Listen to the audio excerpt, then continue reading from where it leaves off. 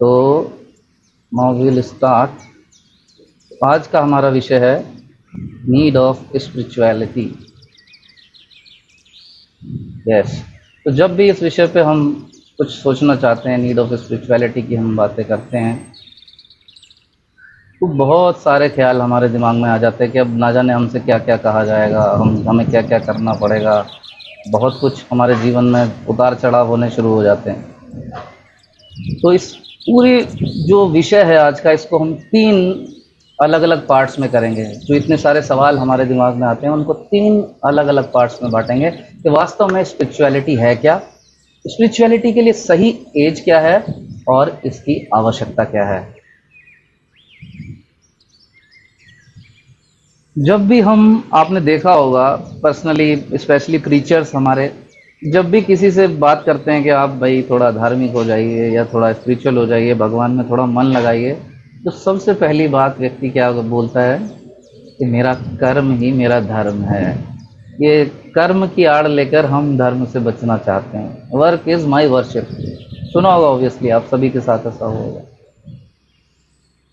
तो अगर हम सिनेरियो को देखें, इस दुनिया में बहुत सारे लोग हैं और सब ही अलग अलग तरह के कर्म करते हैं, जिसमें कि कुछ चोर उचक्के भी हैं, कुछ आतंकवादी हैं, कुछ मर्डरर्स हैं, कुछ ऐसे लोग हैं जो जानवरों को ही मारते हैं just for the test of their tongue. तो क्या ये सब भी तो कुछ ना कुछ कर्म कर रहे हैं? और अगर हम इनसे बात करें तो ये भी अपने कर्म को ही अपना धर्म बताएंगे। तो क्या वास्तव में इनका कर्म धर्म बन जाएगा? नहीं, नॉट एट ऑल। इनका कर्म धर्म नहीं है। धर्म तो कुछ और ही है। और उसी प्रकार जो हम अपने जीवन में कर्म करते हैं, हम भी उसी को कर्म कह देते हैं। लेकिन राधानाथ स्वामी महाराज जी का क्या कहना है, तो जो एक बहुत बड़े संत हैं, work is a worship if it is consciously and lovingly offered as a service to the Lord according to his desire।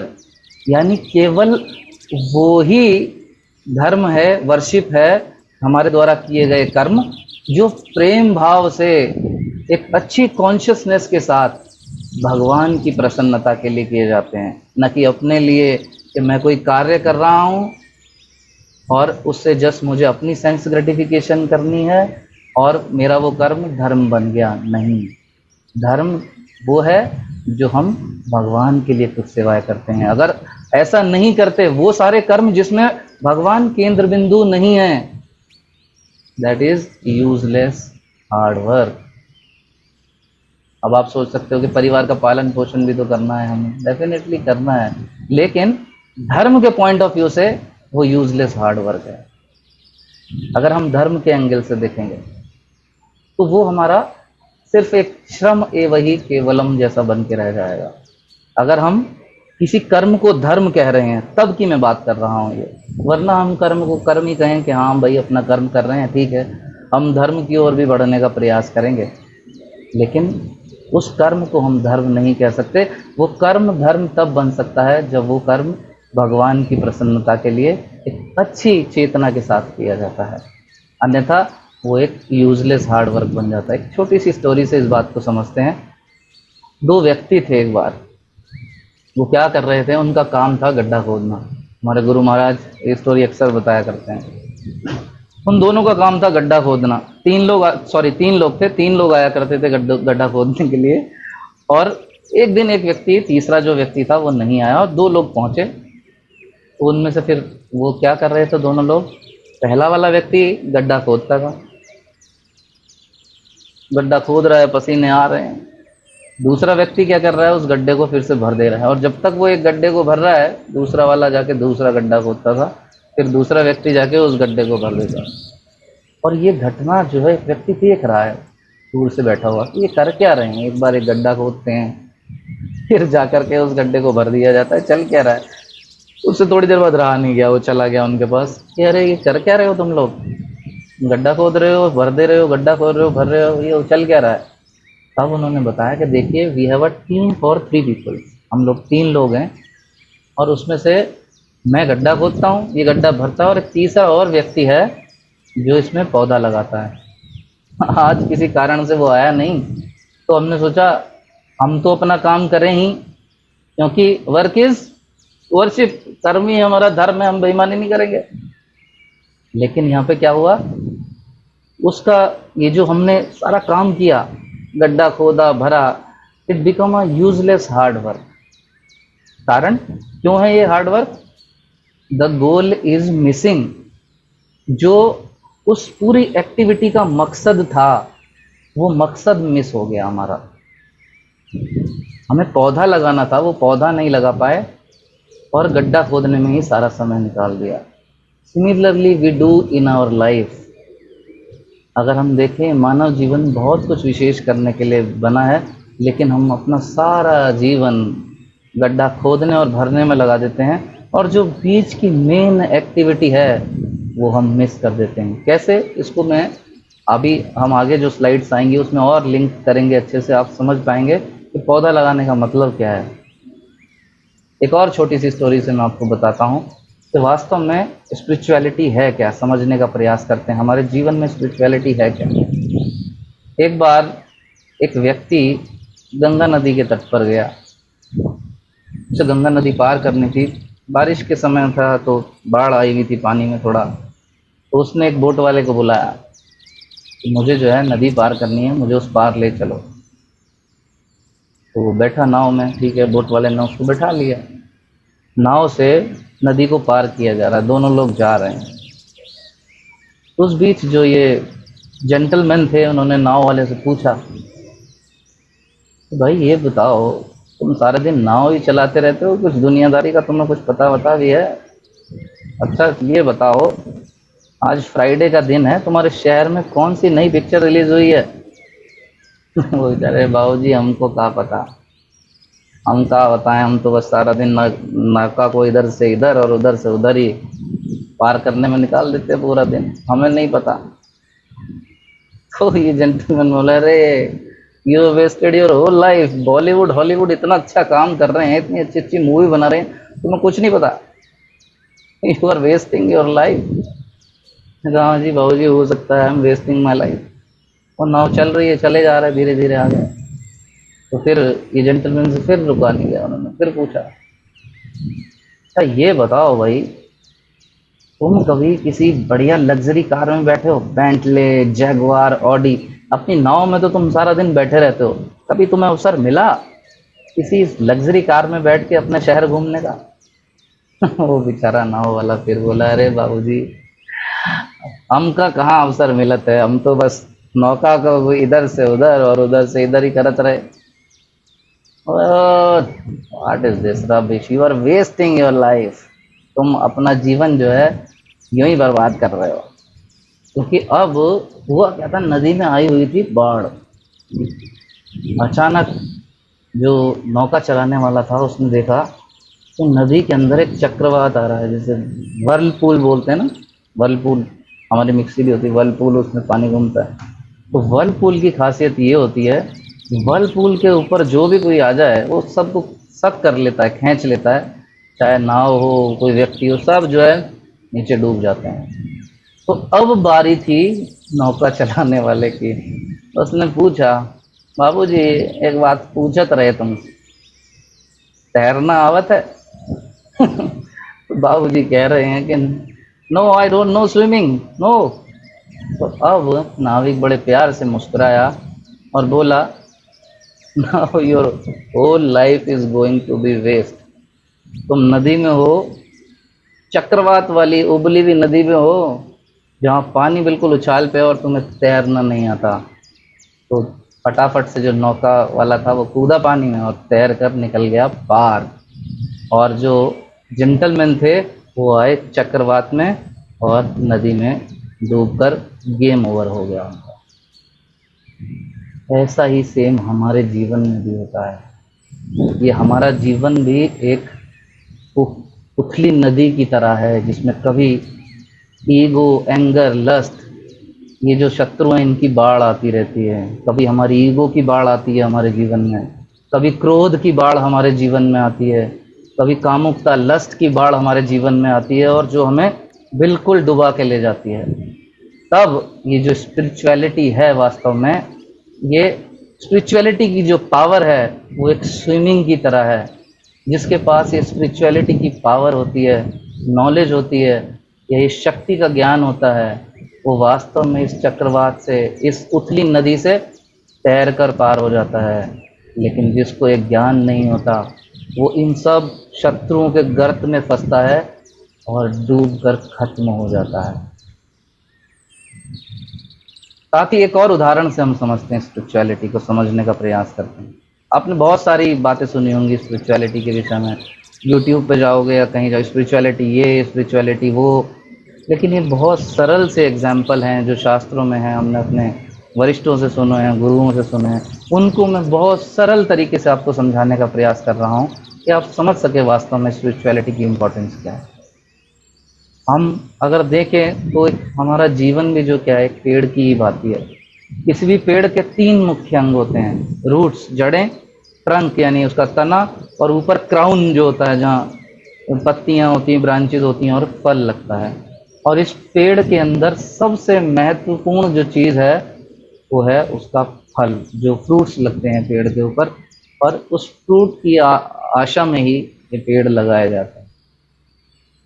Generally हम अपने जीवन में क्या करते हैं, हम अपने जीवन में रूट्स को इग्नोर कर देते हैं और सारा ध्यान हम अपने फ्रूट्स के ऊपर लगा लेते हैं, जबकि रूट्स बहुत महत्वपूर्ण हैं इस चीज़ के लिए कि हम इस पेड़ से अच्छा फल प्राप्त कर सकें। अच्छा फल क्या है हमारे जीवन का? अगर हम देखें तो हमारी संतान, ये जो हमारे बच्चे हैं, इनको संस्कारी बनाना, कि असली फल यही है हमारे जीवन का, ये लाइफ में सक्सेसफुल हो सकें। मोरलिटी मतलब इनके जीवन में जो है एक एक चीज़ बहुत, एक कहना चाहिए आदर्श हो बिल्कुल, लेकिन हम सारा फोकस इसी बात पर रखते हैं कि उनका जीवन आदर्श हो, हमारे बच्चे सबसे विशेष हों। इस चक्कर में हम रूट्स की ओर ध्यान देना छोड़ देते हैं। जिस तरह एक पेड़ की सारी ताकत उसकी रूट में होती है और फल की क्वालिटी रूट्स के ऊपर डिपेंड करती है, उसी प्रकार हमारे जीवन में जो हम ये सब चीज़ें चाहते हैं, अच्छी रहें हमारा परिवार, हमारे बच्चे, हमारा जीवन, तो वो निर्भर करता है हमारी स्पिरिचुअलिटी पे। जिस तरह पेड़ में जड़ों का महत्व है, उसी तरह हमारे जीवन में स्पिरिचुअलिटी का महत्व है, आध्यात्मिकता। आज आध्यात्मिकता का स्तर नीचे गिर गया है, इसलिए फ्रूट जो है हमारी लाइफ का, जो फल है, वो भी बेकार हो गया है। इसलिए आज आप देखोगे क्राइम बढ़ते जा रहे हैं, पेरेंट्स डिससेटिस्फाइड हैं अपने बच्चों से। बच्चे क्या क्या कर रहे हैं ये आप समझ सकते हो। अचानक ड्रास्टिकली बहुत चेंज आया। तो स्पिरिचुअलिटी जड़ों की तरह है, जहाँ जड़ें कमज़ोर हैं, जिस घर में, जिस परिवार में, वहाँ फल की स्थिति भी खराब है और निश्चित उसके अच्छा होने की कोई आशा भी नहीं है। ये हम एक पेड़ के उदाहरण से समझ सकते हैं। तो अगर हमें पेड़ के फल को अच्छा करना है तो हमें फोकस जड़ पे करना होगा। तो ये तो कुछ एग्जाम्पल थे जिससे हम समझ सकते हैं स्पिरिचुअलिटी क्या है। लेकिन अगर हम शास्त्रों के आधार पर समझने का प्रयास करें, वास्तव में शास्त्र क्या कहते हैं, हार्डकोर स्पिरिचुअलिटी क्या है, तो उसको हम 4 भागों में बांट सकते हैं। डिटेल में चर्चा नहीं करेंगे इन टॉपिक्स के ऊपर, बस मोटा मोटा ये समझेंगे कि हाँ ये 4 भाग हैं। आगे बहुत सारी क्लासेस हैं, बहुत सारे कोर्सेज हैं जिसमें हम डिटेल में इन विषयों पर चर्चा करेंगे। लेकिन अगर शास्त्रों के आधार पर हम देखें स्पिरिचुअलिटी क्या है वास्तव में, तो वो है ये जानना कि वास्तव में मैं कौन हूँ। ये पहला चरण है स्पिरिचुअलिटी का। दूसरा ये जानना कि वास्तव में भगवान है कौन। ये बहुत बड़ा कन्फ्यूज़न है हमारे जीवन में, हम वास्तव में जानते ही नहीं कि भगवान कौन है। हमारे घर के ऑल्टर में बहुत सारी पर्सनैलिटीज़ के फ़ोटो रहते हैं, हमें नहीं पता वास्तव में कौन है, क्योंकि हमने शास्त्र नहीं पढ़े, हमने साधु संग नहीं किया। तो ये जानना कि वास्तव में सही क्या है।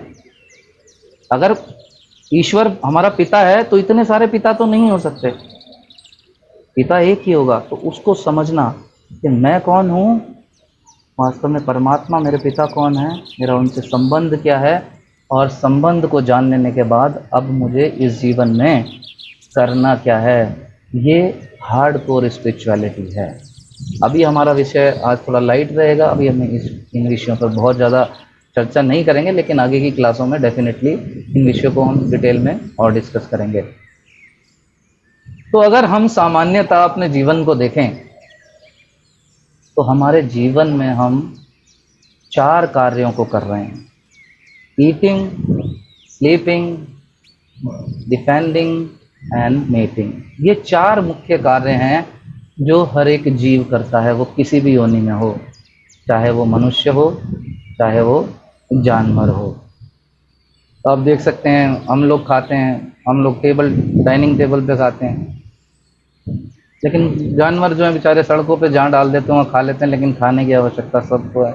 सोते हम भी हैं, सोते जानवर भी हैं। हमें बेड चाहिए, वो बेचारे कहीं भी सो जाते हैं। हम भी अपनी सुरक्षा के लिए नए नए तरीके खोजते हैं, हथियार खोजते हैं, बहुत कुछ खोजते हैं। जानवरों के पास ऑटोमेटिकली प्रकृति ने सब कुछ दिया है। और similarly we have loving exchange, ऐसे ही जानवरों में भी होता है, संतान उत्पत्ति होती है। तो व्हाट इज़ द डिफरेंस? जानवर जो सब कुछ कर रहे हैं और ह्यूमन बस थोड़ा सा सोफिस्टिकेटेड वे में कर रहे हैं, व्हाट इज़ द डिफरेंस?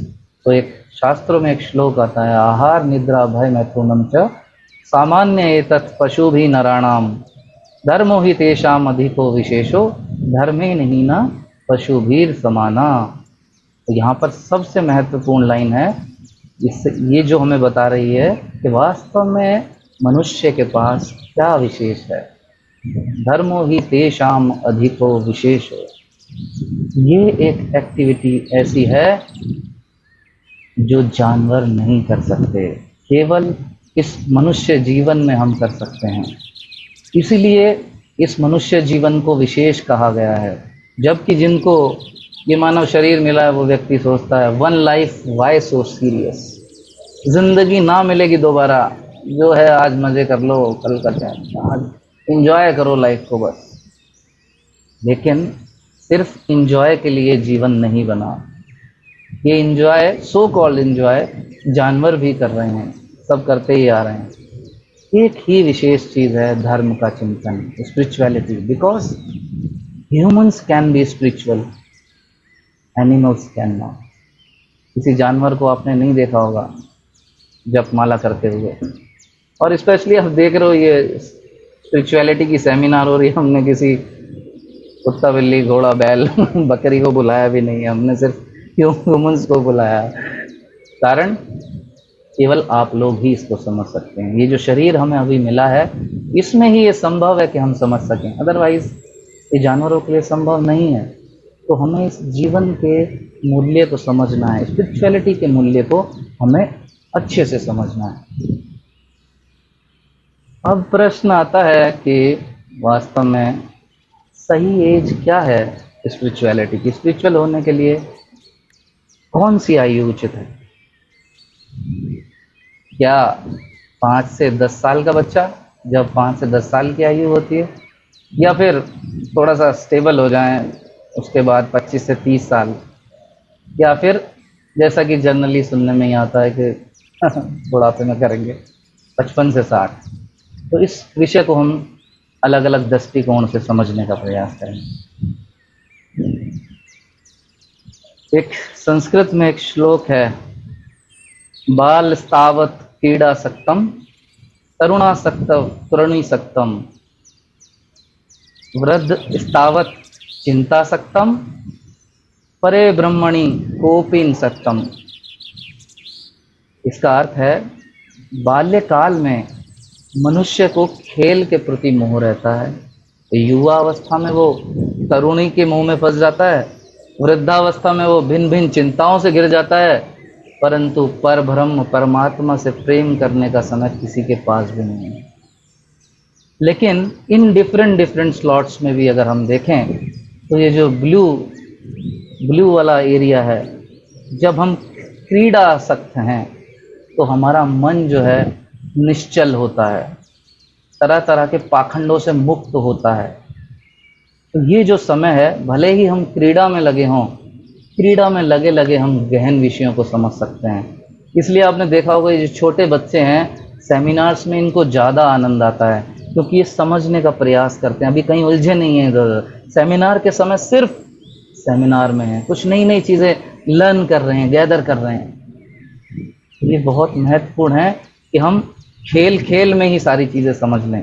तो ये जो बाल्यकाल का समय है, वास्तव में ये स्लॉट हमारे लिए बहुत महत्वपूर्ण है। लेकिन जनरली कहीं भी आप सुनेंगे तो क्या है, अगर किसी परिवार में कोई बच्चा थोड़ा आध्यात्मिक होना शुरू कर दे तो उसको क्या कहा जाता है कि ये तुम्हारी आयु नहीं है, हमें बुढ़ापे में जाकर के भक्ति करना चाहिए, हमें बुढ़ापे में जो है बुक रीडिंग करना चाहिए, भगवत गीता पढ़ने का समय बुढ़ापे में है, किन कामों में लग गए हो तुम, तक बंद करो।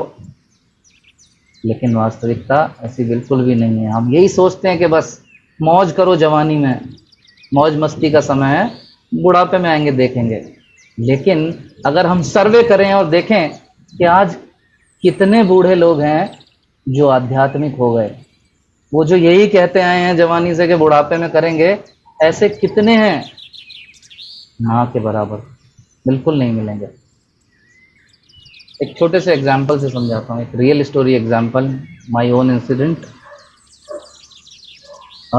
ऑफिस में लंच टाइम के समय जो हमारे ग्राउंड के पास ही स्मोकिंग जोन हुआ करता था। एकादशी का दिन था तो उसी पार्क में आई वॉज डूइंग चैंटिंग, कुछ खाना वाना तो होता नहीं, तो हमारे बॉस थे वो स्मोकिंग कर रहे थे, तो वहाँ स्मोकिंग कर रहे थे, थोड़ा दूर पे मैं जब कर रहा था, वो देख रहे हैं कि अरे भाई ये कर क्या रहा है, ये क्या हाथ में कुछ हो गया क्या? मैंने नहीं सर हाथ में कुछ नहीं हुआ, आई एम डूइंग चैंटिंग, मैं माला जप कर रहा हूँ, अपना भगवान का नाम ले रहा हूँ। तो थोड़े से मुस्कुराए, अरे ऑफिस आवर में भगवान का नाम, कर्म ही पूजा है, काम वाम करो, ये क्या जब वप कर रहे हो? ये लो अच्छा। फिर उन्होंने 2-4 और सुट्टे मारे, फिर उसके बाद उनसे रानिया फिर बुलाया, ये भाई ये तुम्हारी आयु भी इतनी नहीं है, यंगस्टर हो तुम, तुम्हें मौज मस्ती करनी चाहिए, ये क्या जप वप नाम वाम भगवान, ऑफिस आवर में भी भगवान का नाम ले रहे हो, तो थोड़ा मज़ा करो लाइफ में, ये तो थोड़े बूढ़े बूढ़े हो जाओगे तो जप लेना नाम बुढ़ापे की चीज़ें हैं। ओके, देन मैंने उनसे पूछा कि बिल्कुल सही कह रहे हो सर आप, बॉस को तो वैसे भी ना नहीं कह सकते कुछ, आप यू आर राइट, आप बिल्कुल सही कह रहे हो, लेकिन may I know what is your age sir? थोड़ा डरते हुए मैंने पूछ ही लिया। He was saying I am around 60, बस नेक्स्ट ईयर मेरा रिटायरमेंट है। Okay then fine, it means आप यंग तो हो नहीं, अभी अभी बूढ़े ही हो गए हो। तो भाई काम करो, ये जो झोली माला है ये मैं आपको दे देता हूँ, क्योंकि ये तो बूढ़ों का काम है, आप ले लीजिए, सुट्टा मुझे दे दो, सुट्टा हम मार लेंगे। अरे अरे अरे अरे क्या बोल रहे हो भाई, अपनी माला अपने पास रखो, जो करना है करो, डोंट डिस्टर्ब मी।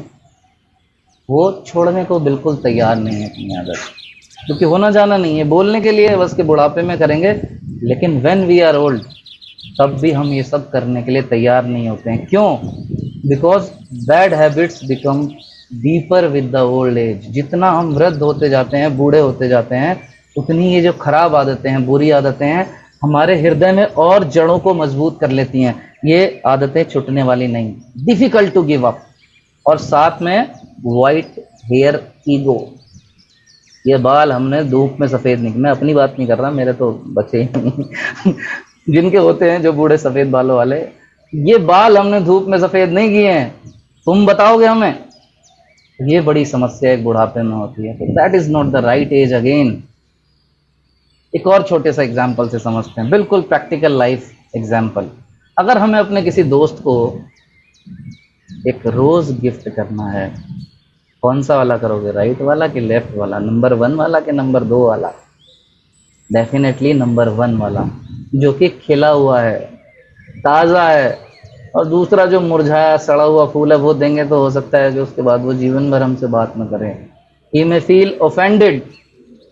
तो इसलिए बहुत ज़रूरी है ताज़ा फूल देना।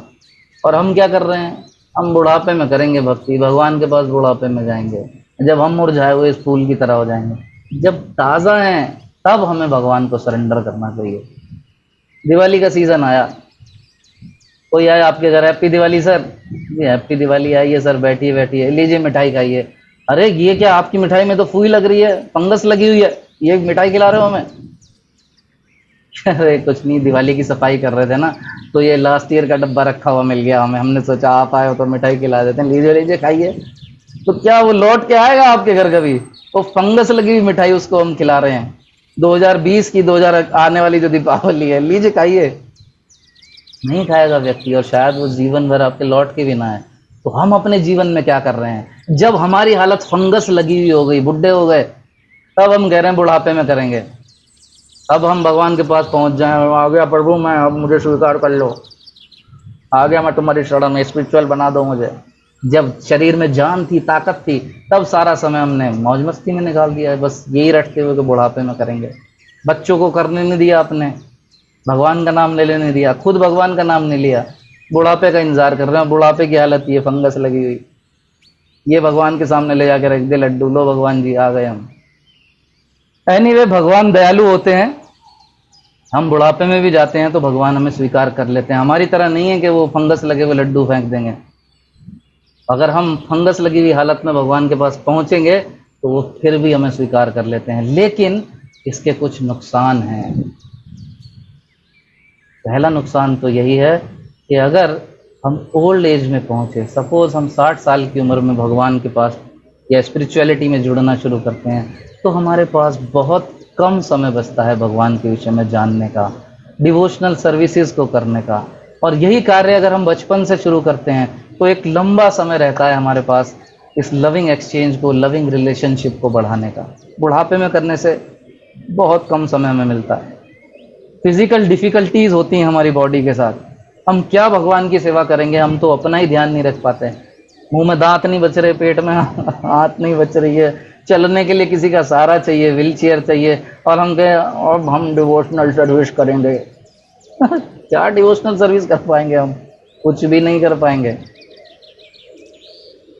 और साथ ही साथ body become old but our desire doesn't, means हमारा शरीर भौतिक भोगों को भोगने के लिए दुर्बल जरूर हो जाता है, लेकिन हमने सारा जीवन जो भोग भोगे हैं उनको फिर से भोगने की इच्छा कम नहीं होती, बल्कि वो बढ़ जाती है। और ये सब भौतिक भोगों को भोगने की इच्छा आड़े आती है हमारी आध्यात्मिकता में, हमें भगवान के चरणों में सरेंडर नहीं होने देती। ये एक बहुत बड़ी डिफिकल्टी है, इसे बोलते हैं हृदय रोग। अंदर लस्ट, एंगर, ये सब ईगो भरा रहता है कूट कूट के। शरीर की हालत नहीं बची लेकिन अंदर भरा है। और साथ ही साथ we feel difficulties to learn new things. हम अपनी श्लोका क्लास में भी देखते हैं, जो थोड़े ओल्ड एज डिवोटीज हैं, वो जब श्लोका पढ़ते हैं, श्लोका पाठशाला में याद करते हैं, उन्हें थोड़ा ज़्यादा समय लगता है, 20-25 मिनट लग जाते हैं, लेकिन जो छोटे बच्चे हैं वो फटाफट याद कर लेते हैं। कारण क्या है? हमारी ग्रैब करने की, चीज़ों को लर्न करने की, मेमोराइज करने की क्षमता भी डाउन हो जाती है। और साथ ही साथ बहुत महत्वपूर्ण बात यह है कि we are not sure that we will see the old age. देखिए, कुछ एग्जाम्पल्स मैं शेयर कर रहा हूँ। ये लोग अपने जीवन में बुढ़ापा देख ही नहीं पाए। ये भी वही लोग थे जिनसे जब कभी किसी ने बात की कि स्पिरिचुअल बनिए, तो ये भी इनका प्लान जो है बुढ़ापे का था। लेकिन उससे पहले ही क्या होगा, RIP की रिप की चिट लग गई इनके नाम के ऊपर। इंडियन आइडल 2 संदीप आचार्य जी ने जीता, एक जवान एज में ही उन्होंने शरीर छोड़ना पड़ा, मृत्यु आ गई, जॉन्डिस की वजह से उनकी मृत्यु हुई। सुशांत सिंह राजपूत कॉन्स्पिरेसी का शिकार होकर मर्डर हुआ इनका, या सुसाइड, वो जो भी, मतलब बुढ़ापा नहीं देखा। एक दिव्या भारती, ये काफी मुझे इसलिए याद है क्योंकि ये तब इनकी डेथ हुई थी जब हम कॉलेज में हुआ करते थे। तो ये सब लोग बुढ़ापा देख ही नहीं पाए। Death can come any time and you can not cheat the death. Don't wait for old age, be spiritual today. आज ही हमें खुद को भी भक्त बनाने का प्रयास करना चाहिए और अपने बच्चों को भी। कल हो ना हो, ये मौज मस्ती के लिए नहीं कहना, सिर्फ ये आध्यात्मिकता के लिए भी कहना है कि हम भगवान से अपना संबंध जोड़ लें, क्योंकि कल हो ना हो नहीं पता, वी डोंट नो। बुढ़ापे के साथ बहुत सारी और दिक्कतें भी आती हैं। एक छोटी सी और स्टोरी, वंस अगेन। एक बार क्या हुआ, एक बूढ़ा व्यक्ति ट्रेन में सफ़र कर रहा था। ट्रेन में उठकर गया, वॉशरूम गया, उसके बाद लौट रहा था तो उसका पर्स गिर गया पहले सीट के पास। तो जब टीसी आया उसने देखा अरे किसी का पर्स पड़ा है, तो उसने देखा और पर्स को उठा लिया। पर्स को उठाकर फिर उसने आवाज़ लगाना शुरू किया, मुझे ये पर्स मिला है, किसी का है क्या? टीसी ने देखा उसको खोल के, तो उसके अंदर भगवान श्री कृष्ण की एक फ़ोटो थी और उसने उस पर्स को रख लिया। उसने पूछा किसी से, किसी का है? Then he this old man came and he said, हाँ मेरा वॉलेट जो है वो गिर गया है। अब टीसी बोला क्या पहचान है कि ये आपका वॉलेट है, मैं कैसे मान लूँ, तो कुछ कंफर्मेशन दीजिए। तो उन्होंने कहा यस, मेरे पर्स के अंदर, मेरे वॉलेट के अंदर भगवान श्री कृष्ण की फ़ोटो है। तो उसने कहा अच्छा है तो ठीक है, लेकिन आपके इस पर्स में न पैसा है, न क्रेडिट कार्ड है, न डेबिट कार्ड है, कुछ भी नहीं है, सिर्फ भगवान श्री कृष्ण की फ़ोटो रखी हुई है, फिर भी आपको लगाव है इस पर्स से, आप इतना डेस्परेटली वापस मांग रहे हैं, तो क्या कारण है? तो वो बूढ़ा व्यक्ति जो था वो रोने लगा, उसकी आंखों में जो आंसू छलक आए और फिर वो बोला there is a story behind it, मैं आपको स्टोरी बताता हूँ। उस बूढ़े ने ऐसा बोला टीसी से, वो बोला कि जब मैं छोटा था तो मेरी माँ ने मुझे पर्स ला के दिया और इसमें भगवान श्री कृष्ण की फ़ोटो लगी हुई थी। जैसा कि जनरली हम कोई पर्स खरीदते हैं मंडी से, बाज़ार से, उसमें फ़ोटो लगी हुई होती है किसी फिल्म स्टार की, फिल्म एक्ट्रेस की, तो लकीली इनके वॉलेट में जो है वो भगवान श्री कृष्ण की फ़ोटो लगी। देन ही सेड कि मैं जो ये पर्स अपने पास रखने लगा, उसके बाद जो है फिर मेरी मदर ने मुझे, मतलब मम्मी डैडी की एक फ़ोटो दी, मैंने उन दोनों की फ़ोटो अपने वॉलेट में लगा ली। उसके बाद जब मैं थोड़ा जवान हुआ और मैं थोड़ा यंग बॉय हो गया, मैं हैंडसम दिखने लगा, शीशे के सामने खुद को देखता तो वो बड़ा सुंदर पाता, तो फिर मैंने क्या किया, उस फ़ोटो के ऊपर अपनी एक फ़ोटो लगा ली। उसके बाद क्या किया, उसके बाद जब मेरी शादी हो गई तो फिर मैंने उस, मतलब अपनी वाइफ की फ़ोटो लगा ली। उसके बाद मेरी संतान हुई, बच्चे हुए, तो मैंने बच्चों की फ़ोटो लगा ली। And then I become grandfather, उसके बाद मैंने अपने पोते पोतियों की फ़ोटो लगा ली। देन टीसी आस्क, लेकिन इसमें तो सिर्फ भगवान श्री कृष्ण की फ़ोटो है, बाकी सबकी फ़ोटो कहाँ गई? उन्होंने कहा देखो हुआ क्या, उसके बाद मेरे पेरेंट्स तो रहे नहीं, उनकी फ़ोटो हट गई, मैं बूढ़ा हो चला, मेरे सफ़ेद बाल हो गए, झुर्रियाँ आ गई, तो अब मुझे अच्छा नहीं लगता था वो फ़ोटो देख के, मुझे ख़राब लगता था कि मैं तब कैसा हुआ करता था, आज कैसा हो गया हूँ, मुझे दुख होता था, तो मैंने उस फ़ोटो को हटा दिया। उसके बाद पत्नी मेरी रही नहीं, तो उसकी याद आती थी उसकी फ़ोटो से, मैंने हटा दी, उसकी भी ज़रूरत नहीं। और उसके बाद जो मेरे पोती पोते हैं और मेरे बेटा है, उनके पास मेरे लिए बिल्कुल भी समय नहीं है। उन्होंने मुझे भेज दिया है वो बूढ़े व्यक्तियों के लिए जो एक ओल्ड एज होम बनाया जाता है, वहाँ पे भेज रहे हैं, मैं वहीं जा रहा हूँ। तो मुझे गुस्सा था, मैंने उन सब की फ़ोटो भी अपने वॉलेट से हटा दी। तो सब हट गए मेरे जीवन से, लेकिन ये वाली जो फ़ोटो है सिर्फ यही मेरे वॉलेट में रह गई। तो आज पूरा जीवन व्यर्थ करने के बाद मुझे समझ में आया कि मुझे यही फ़ोटो रखनी चाहिए। ये जो भी व्यक्ति हैं, ये जो भी हैं, कृष्ण, इन्होंने मेरा पूरा जीवन साथ दिया। आज सब मुझे छोड़ के चले गए, ये आज भी मेरे वॉलेट में है। मैं चाहता हूँ इनके विषय में जानूँ, इनके विषय में सुनूँ, इनका नाम जप करूँ, क्योंकि इन्होंने मेरा साथ दिया है। लेकिन मेरा मन आज भी मेरे परिवार में, पत्नी में, उन सभी में आसक्त है। मैं इनको जान समझ नहीं पा रहा हूँ। मैं बिल्कुल भी स्पिरिचुअल नहीं हूँ, बस मेरे पर्स में इनकी फ़ोटो लगी है। तो सेम चीज़ हमारे जीवन में होती है। हम ऑल्टर में, दीवारों पर भगवान की फ़ोटो सारा जीवन चिपकाए रहते हैं, लेकिन अगर सही समय पर हम स्पिरिचुअलिटी को अपने जीवन में नहीं लेते तो फिर वो सिर्फ दीवारों पर या वॉलेट में ही फ़ोटो रह जाती है। फिर भगवान के नाम में, उनकी लीलाओं में, उनके गुणों में हमारा मन लगता ही नहीं और हम सिर्फ फ्रस्ट्रेशन का ही शिकार होते हैं। और जो हमारा रियल वेल विशर और फ्रेंड है, जो सारा जीवन हमारा साथ देता है, उसका संग हम मिस कर देते हैं। और एक और छोटा सा उदाहरण, इससे भी हम समझ सकते हैं कि वास्तव में बुढ़ापा स्पिरिचुअलिटी के लिए नहीं है। हम जीवन में कोई भी कार्य जो दक्षता से करना चाहते हैं, एक्सीलेंसी के साथ करना चाहते हैं, वो बचपन से ही शुरुआत होती है।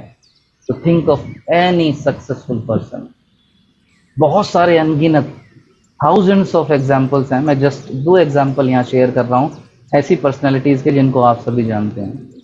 सचिन तेंदुलकर, कौन नहीं जानता उनको। चरम पे को लोग तो क्रिकेट का भगवान भी कहते हैं। तो क्या उन्होंने इंतज़ार किया था क्रिकेट जो है, अरे भाई बुढ़ापे में देख लेंगे, अभी तो मौज मस्ती करते हैं, बाद में खेल लेंगे? नहीं, when he was a very young boy, in fact 4 साल का 5 साल का बच्चा क्रिकेट खेलना शुरू किया और पूरी मेहनत की, तब वो सचिन तेंदुलकर बना। सोनू निगम, 40 साल की उम्र में सोनू निगम ने नहीं सोचा कि अब मैं म्यूज़िक सीखना शुरू करता हूँ। बहुत छोटा सा बच्चा 3 साल का भी स्टेज पे गाता था, उसके माँ बाप ने उसको लगाया। उस समय उसे अकल नहीं थी मुझे म्यूज़िक सीखना चाहिए, उस समय उनके पेरेंट्स ने उसको लगाया, क्योंकि उनके पेरेंट्स समझदार थे कि हमें अपने बच्चे को इस तरह सपोर्ट करना चाहिए। सिमिलरली मैं ये कहना चाहता हूँ, किसी भी चीज़ को एक्सीलेंसी तक अगर हमें करना है, आध्यात्मिकता को भी एक्सीलेंसी तक समझना है, तो राइट एज इज 5 ईयर्स। बचपन से सीखना शुरू करिए। अगर आप भौतिक चाहते हैं कि हमारा बच्चा आईएएस ऑफिसर बने, पीसीएस ऑफिसर बने, बड़ा डॉक्टर इंजीनियर बने, कोई खराब बात नहीं है, वो भी करिए, लेकिन आध्यात्मिकता से जोड़िए। क्योंकि अगर जीवन में आध्यात्मिकता नहीं रही तो जड़ें कमज़ोर हो जाएंगी और फल सड़ जाएगा। डॉक्टर इंजीनियर तो वो अच्छे बन जाएंगे, लेकिन शायद वो अच्छा पुत्र या अच्छी पुत्री ना बन पाए, जिसकी वजह से बाद में पेरेंट्स को पछतावा हो, फ्रस्ट्रेशन का शिकार हो और आपको ओल्ड एज होम का मुंह देखना पड़े। क्योंकि जिसके पास संस्कार नहीं है उसके लिए माता पिता भी कोई वैल्यू नहीं रखते। Right age is 5 to 10 years. देखिए अभी आप सभी ने कितना अच्छा काम किया, पीछे कैंप शुरू किया, संस्कार कैंप। इस्कॉन ग्रेटर नोएडा की पहल थी, एक कैंप शुरू हुआ और आप सभी ने बीइंग अ गुड पेरेंट अपने बच्चों को आध्यात्मिकता की ओर बढ़ने का एक अवसर प्रदान किया। एंड डेफिनेटली मतलब मैं देख रहा था, मैं I was also there for some time in this session, music के लिए या फिर श्लोका रिसाइटेशन के लिए मैं आया था उसमें, तो बच्चे बड़ी ही लगन से और बड़ा आनंद लेके ये सब सीख रहे थे। तो ये सब आपने जो उनको अलाउ किया, ये अपॉर्चुनिटी दी, ये वो काम कर रही है जिस तरह एक प्लांट में, एक पौधे में पानी दिया जाता है, ग्रूमिंग का। तो ये बहुत अच्छी एज है। इस समय ये जो बच्चे सीखेंगे वो ध्रुव हो जाएगा। ध्रुव मीन्स वो बिल्कुल छप जाएगा इनके चरित्र में, इनके आचरण में। और डेफिनेटली जब हमारे चरित्र में स्पिरिचुअलिटी आती है तो हमारा सारा जीवन जो है वो फलने फूलने लगता है, फल जो है उसका वो बहुत ही मीठा हो जाता है। तो right age is 5 to 10 years. अगर हम लेट हो गए हैं तो भी कोई बात नहीं, हमें शुरुआत करनी चाहिए। थोड़ी डिफ़िकल्टीज आती हैं, बट हमें अपने बच्चों को भी प्रमोट करना चाहिए और साथ में स्वयं को भी स्पिरिचुअलिटी की ओर लाने का प्रयास करना चाहिए। वास्तव में अगर हम देखें तो क्या आवश्यकता है हमारे जीवन में स्पिरिचुअलिटी की। एक है मैस्लोज हिरार्की। ये एक साइंटिस्ट की रिसर्च है जिन्होंने बहुत सारे हज़ारों लाखों लोगों के जीवन को स्टडी किया और फाइनल कंक्लूड किया ये, जिसमें वो कहते हैं कि हमारे जीवन में बहुत सारी नीड्स हैं। कुछ नीड ऐसी हैं जैसे कि पानी, हवा, हमारा मतलब सोना, रहना, खाना, अपने जीवन को चलाने के लिए फिजियोलॉजिकल नीड्स। उसके बाद सुरक्षा की नीड्स, उसके बाद लव बिलोंगिंग नीड्स, और उसके बाद आती है एस्टीम यानी ईगो की नीड। हमारी ईगो सेटिस्फाई होनी चाहिए। ईगो लाइक हम सपोज जॉब करते हैं तो वहाँ का R&R एक्टिविटी होती है, उसमें हम बेस्ट एम्प्लॉय बनने चाहिए, best employ of the month, ऊँच ऊपर हमारी ईगो सेटिस्फाई होगी। ये लव से भी आगे है। और वो बताते हैं कि जब जिसके जीवन में ये सारी नीड्स पूरी हो जाती हैं, सबके तो होती नहीं है वैसे, लेकिन जिनके हो भी जाती है, सर्वे ये बताता है कि still they feel some emptiness in their life. और जब ये एम्प्टीनेस उनके जीवन में आती है, then they move for self realization. आपने देखा होगा बहुत सारे सक्सेसफुल लोग होते हैं, तो सारा पूरी सफलता, दौलत, सब कुछ पा लेने के बाद आध्यात्मिकता की ओर मुड़ने का प्रयास करते हैं, क्योंकि उसमें उनको आनंद नहीं आता। च्युइंगम की तरह वो थोड़े समय में फीका लगने लगता है। शुरू में मीठा लगा, लेकिन बाद में फिर सिर्फ मुंह ही चल रहा है उनका, थकान हो रही है, स्वाद कुछ नहीं आ रहा, then they move for self realization. और ये सर्वे बताता है, if spiritual needs are satisfied we become satisfied. और ये वो लोग बताते हैं जिन्होंने ऐसा किया अपने जीवन में, जो आनंद, जो सेटिस्फैक्शन सब कुछ पा लेने पे भी उन्हें नहीं मिला, वो सेल्फ रियलाइजेशन यानी आध्यात्मिक जब उन्होंने होने का प्रयास किया पूर्ण हृदय से, जो संतोष, जो आनंद उन्हें मिला, वो है सेल्फ रियलाइजेशन या स्पिरिचुअलिटी। लेकिन हम नहीं समझ पा रहे अपने जीवन में, क्योंकि अभी हम इन शुरू की नीड्स में ही फंसे रहना चाहते हैं।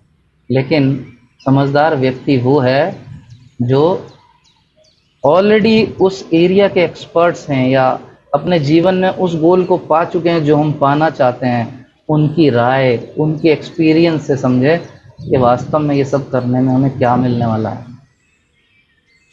तो ये स्टडी बताती है spiritual needs are most important and essential, and by fulfilling the spiritual needs we become satisfied. और इसके कुछ फ़ायदे और भी हैं। जो स्पिरिचुअलिटी है वो हमारी लाइफ में शॉक एब्जॉर्वर की तरह काम करती है, ट्रबल शूटर की तरह काम करती है, और एक इंसुलेशन की तरह हमें प्रोटेक्शन देती है। कैसे? कोई कहता है कि भाई तुम भक्ति करते हो, हम नहीं करते भक्ति, दोनों का जीवन एक सा चल रहा है, तुम्हें भी सुख दुख आते हैं, हमें भी सुख दुख आते हैं, फ़र्क क्या है? तो हमारे गुरु महाराज बताते हैं फ़र्क ये है कि ये जो जीवन की टूटी फूटी रोड है, इस पर हम सब दौड़े जा रहे हैं। हमारे जीवन की टूटी फूटी रोड में अगर एक व्यक्ति ऑटो में जा रहा है तो उसकी लाइफ कैसे चलती है? गड़ गड़ गड़ गड़ गड़ गड़ गड़ गड़ गड़ गड़ गड़। लेकिन दूसरा व्यक्ति जो लग्जरी कार में, Mercedes Benz, Bentley, Audi, Jaguar, इनमें जा रहा है, वो इन गड्ढों को पार कर जाएगा इसी रोड पर, और उसको ज़्यादा कुछ झटके जर्क आने वाले नहीं हैं। जबकि ऑटो वाला कह रहा है भैया कमर तोड़ दी हमारी, ये सफ़र ने तो हालत ख़राब कर दिया। तो इसी तरह हमारे जीवन में प्रॉफिट्स होते हैं, लॉ, हर एक के जीवन में प्रॉफिट हैं, लॉस हैं, happiness, sadness, fame, defame, success, failure, ये लगा रहेगा। लेकिन जिसके जीवन में स्पिरिचुअलिटी नहीं है, उसके जीवन का सफ़र एक ऑटो के सफ़र की तरह है। हैप्पीनेस आई तो खुश जरूरत से ज़्यादा हो गया, दुख आया तो हाय मर गए, भगवान तूने क्या कर दिया।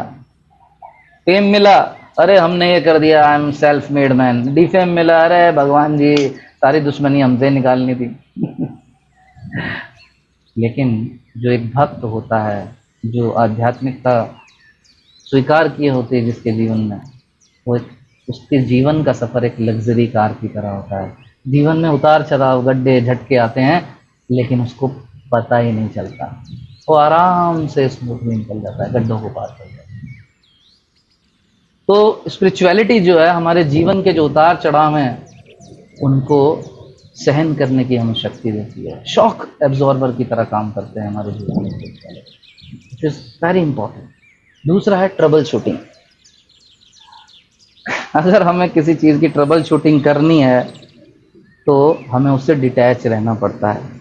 हमारी life is full of troubles, और स्पिरिचुअलिटी क्या करती है, कहीं ना कहीं हमें हमारी लाइफ के ट्रबल से डिटैच करती है। लाइक हमें अपना टीवी जो ख़राब हो गया है उसको ठीक करना है, तो हमें उस टीवी के बाहर रहना पड़ेगा, ना कि हमें उस टीवी को ठीक करने के लिए उस टीवी के अंदर चले जाएंगे।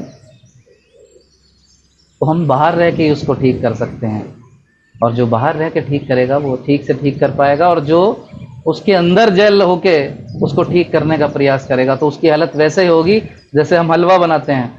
हलवा बनता है कढ़ाई में, तो कढ़ाई के बाहर रह के हलवा बनाओगे तो हलवा बना पाओगे, लेकिन कढ़ाई के अंदर बैठ के हलवा बनाओगे तो खुद हलवा हो जाओगे। तो हमारा जीवन भी उसी हलवे की तरह हो जाता है। हम बिल्कुल सब समस्याओं को अपने सिर पे लाद लेते हैं और उनको सुलझाने का खुद प्रयास करते हैं। We have no faith in God. Faith कहाँ से हो? स्पिरिचुअलिटी है ही नहीं जीवन में, कभी सुना ही नहीं, समझा ही नहीं, समझने का प्रयास ही नहीं किया। इंजॉय इंजॉय इंजॉय, इसमें ही सारा जीवन निकाल दिया। तो स्पिरिचुअलिटी हमें हमारे जीवन के ट्रबल से एक दूर हटकर खड़े होने का एक ऐसा पॉइंट देती है जिससे हम अच्छे तरीके से इस जीवन की समस्याओं को, ट्रबल्स को देख सकें और उनका सॉल्यूशन देखकर उनका समाधान निकाल सकें। तो spirituality is like trouble shooter in our life. And third is protect like insulation. जैसे बिजली का तार देखा होगा अपने घर में, इसमें क्या है, बिजली है 440 वोल्ट। अगर इसको हम छू लें तो क्या होगा, एकदम हारमोनियम बज जाएगा हमारा। लेकिन आप देख रहे हो इस पिक्चर में, इस व्यक्ति ने तार को छुआ हुआ है, इससे कुछ नहीं हो रहा। क्यों? Because there is a protection of insulation. उस तार के जो कॉपर वायर है और हाथ के बीच में एक इंसुलेशन है, एक प्रोटेक्शन है। ऐसा ही है जो हमारा जीवन है, ये झटकों से भरा हुआ है। एक से एक झटके जीवन में मिलते हैं जिसके लिए हम तैयार नहीं होते, और ये इंसुलेशन हमारे जीवन में होती नहीं, इसलिए हम यही हमारी जिंदगी है। जिसके पास जाओ वो रोता ही मिलता है, हमारे यहाँ भगवान को कोसता मिलता है। लेकिन भक्त कभी भगवान को कोसता नहीं, क्योंकि उसे झटका नहीं लग रहा, वो स्मूथली अपना काम कर रहा है। उसने आध्यात्मिकता की जो इंसुलेशन है उसकी शरण ली, जिसकी वजह से उसका जीवन स्मूथ है, उसकी लाइफ स्मूथ है। तो ये जो स्पिरिचुअलिटी है हमारे जीवन में हमें प्रोटेक्शन प्रदान करती है। हम दोषारोपण बंद कर देते हैं। जीवन में कुछ हुआ भी, उतार चढ़ाव हुआ, तो उसको आसानी से हम सहन कर लेते हैं, जैसे कि हम किसी लग्जरी कार में जा रहे हैं। सोक्रेटिस की कहानी, आई थिंक लेट हो रहा है, बाद में फिर पकड़ सकते हैं, ऑलरेडी टाइम काफ़ी हो गया है, उसको स्किप करते हैं। एक बहुत अच्छा एग्जाम्पल, ये मुझे बहुत पसंद है। ये पर्सनालिटी, ये सज्जन व्यक्ति को तो आप जानते ही होंगे। इनका शुभ नाम है मिस्टर दुर्योधन। तो ये जो व्यक्ति हैं, हम अक्सर इन्हें खराब कह देते हैं, लेकिन अगर हम देखें तो ये गुणों की खान है। इनके अंदर क्या गुण है? इनके कम्युनिकेशन स्किल, आप अगर महाभारत पढ़ें, एक्सीलेंट थे, सुपर। कब कौन सी बात कहाँ कितनी करनी है इनको बहुत अच्छे से पता था। हर एक व्यक्ति को बिल्कुल परफेक्ट कम्युनिकेशन ये रखते थे। इन्हें हर एक विषय की डीप नॉलेज थी। कैसे किसी के जीवन को बर्बाद किया जाए, कैसे किसी की संपत्ति हड़प ली जाए। आज हम क्या कर रहे हैं हम भी तो यही सोच रहे हैं, कम्युनिकेशन स्किल बढ़ जाए तो हम ऑफिस में किसके कंधे पे सिर रख के खुद अपना प्रमोशन पालें, दूसरों को नीचा गिरा दें, खुद आगे बढ़ जाएं। क्रिएटिविटी और इमेजिनेशन इनकी बहुत ज़बरदस्त थी। यही हम चाहते हैं, क्रिएटिव बनना, नए नए थॉट्स, नए नए आइडियाज़ अपने जीवन में लाना। एक गुड मोटिवेटर थे। पूरी टीम को, लाखों लाखों सैनिकों को, पूरे अन्य अन्य देशों के राजाओं को इन्होंने बुलाया और मोटिवेट करके रखा, और हर एक राजा इनके लिए जान देने के लिए तैयार था। आज हम बहुत लोगों को मोटिवेट करना चाहते, हम उतना नहीं कर पाते, लेकिन हम चाहते हैं कि हमारे अंदर भी मोटिवेशन, दूसरों को मोटिवेट करने की क्षमता और गुण आ जाए। इनकी स्ट्रैटेजी और प्लानिंग बहुत ज़बरदस्त थी। वो तो भगवान श्री कृष्ण पांडवों के साथ थे इसलिए बच गए, नहीं तो ये कब का पानी पिला चुके होते उन्हें। तो ये सब जो क्वालिटी हैं इनके अंदर कूट कूट के भरी थी, और यही वो क्वालिटी हैं जो आज हम चाहते हैं कि हमारे अंदर आए और हमारे बच्चों के अंदर आए। कम्युनिकेशन स्किल अच्छा हो जाए, स्ट्रेटेजी प्लानिंग इनकी बहुत अच्छी हो, इमेजिनेशन, क्रिएटिविटी, और सबको रौनते हुए आगे निकल जाएं। सबसे आगे हमारा बच्चा, हम सबसे आगे ऑफिस में।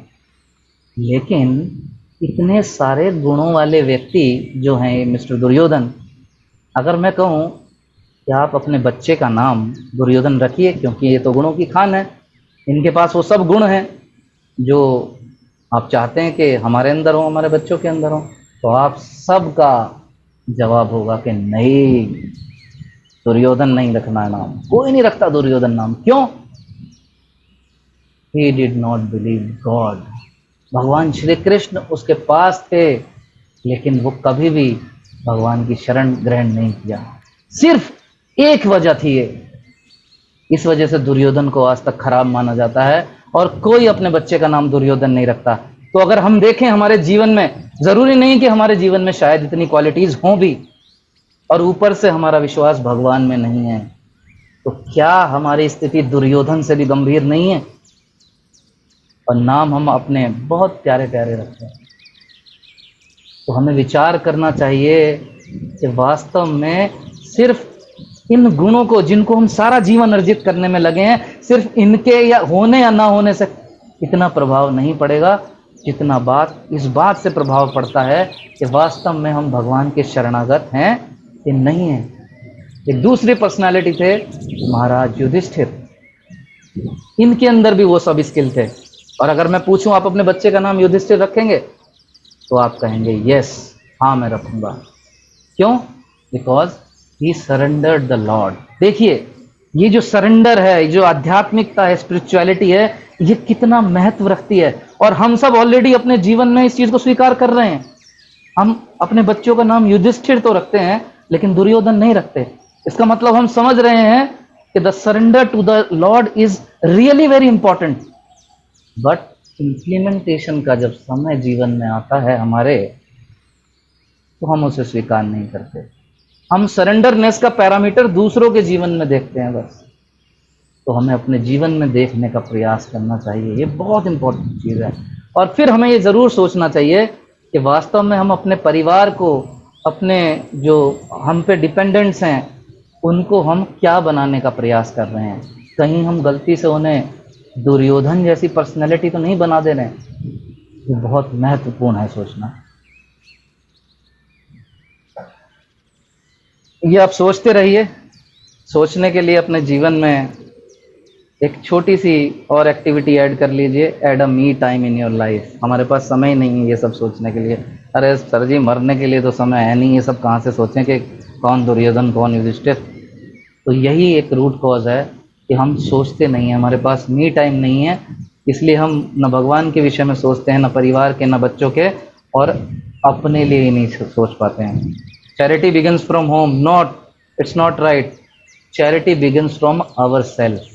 अगर हम ठीक हैं तो ही तो कुछ होम के लिए करेंगे, नहीं तो दुर्योधन ही तैयार होंगे। तो अपने जीवन में मी टाइम जरूर निकालिए। और उस मी टाइम में फेसबुक मत करिए, व्हाट्सएप मत करिए, कॉलिंग मत करिए। लोग इसे ही मी टाइम समझते हैं। फेसबुक देख लूँ, व्हाट्सएप कर लूँ, कॉलिंग कर लूँ, चिट चैट कर लूँ, गप्पे छप्पे मार लूँ, नहीं।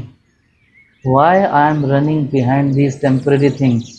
अभी सोचिए कि मैं जिन चीज़ों के पीछे भाग रहा हूँ, ये सब मुझे कुछ दिनों में छोड़ के जानी है। मैं नहीं चाहूँगा छोड़ना, जबरदस्ती ये प्रकृति मुझसे छुड़वा देगी।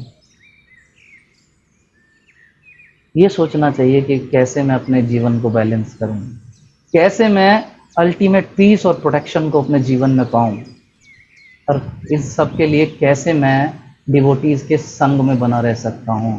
मेरा मन भी नहीं करता है डिवोटीज से बात करने का, भगवान के विषय में, लेकिन फिर भी क्योंकि जीवन का लक्ष्य यही है, कहीं मैं दुर्योधन ना बन जाऊं, तो मैं क्या करूं अब?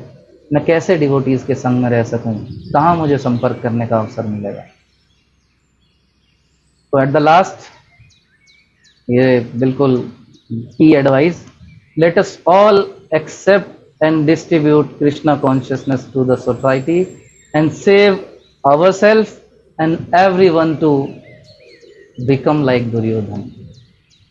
हमें अपने को दुर्योधन बनने से बचाने का प्रयास करना है। और इसका सबसे सरल तरीका यह है कि आप भक्तों के संग में रहिए, एसोसिएशन ऑफ डिवोटीज। वो सब कुछ अपने आप ही स्मूथ हो जाएगा आपका जीवन।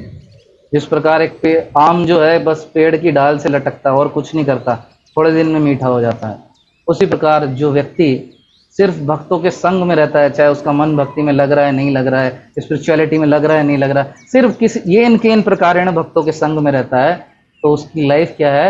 हरे कृष्णा कृष्ण कृष्ण हरे हरे करते करते हुर्रे हुर्रे हो जाती है। थोड़े दिन में वो हरे हरे करते करते हुर्रे हुर्रे करने लगता है उसका जीवन, और उसका जीवन पूर्णतः आनंद से भर जाता है। तो बिल्कुल डरने की जरूरत नहीं है। किससे संपर्क करें, कहाँ संपर्क करें? आपके स्क्रीन पर 2-3 नंबर आ रहे हैं, तो आप इन नंबरों को नोट कर सकते हैं। अधिक जानकारी कुछ भी लेनी है आपको, कैसे आध्यात्मिकता में आगे बढ़ना है, कैसे अपने जीवन में उतारना है, कैसे भक्तों के संग में रहना है, कैसे बच्चों को स्पिरिचुअल बनाएं, ये कुछ कॉन्टैक्ट नंबर हैं। इसमें ऊपर वाला मेरा है, नेक्स्ट बादरायण प्रभु, देन राधिका पान प्रभु। तो आप संपर्क कर सकते हैं भक्तों से कि किस तरह हम अपने जीवन में स्पिरिचुअलिटी को लाएं, और वास्तव में जो इतनी क्वालिटीज़, इतने गुण हमने देखे कि स्पिरिचुअलिटी से ये होता है, ये होता है, ये प्रोटेक्शन मिलती है, स्मूथ हो जाती है लाइफ, कि वास्तव में इसका अनुभव हम कैसे करें।